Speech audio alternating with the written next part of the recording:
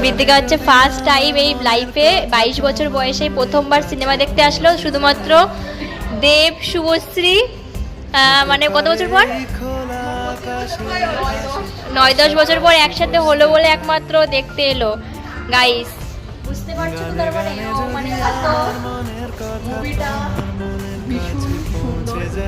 যারা হচ্ছে একটু চঞ্চল টাইপের, একটু লাফানি ঝাপানি করে তাকে ভাই প্রচুর ইমোশনাল গাইস, ওইটা প্রচুর ইমোশনাল সত্যি মানে মানে কান্না পাবে, কিন্তু আমরা মানে আমরা 11 জনের কাছে মানে হ্যাঁ যাবো তো, ওর জন্য আমরা কাঁদছি না, কিন্তু কান্না পাই।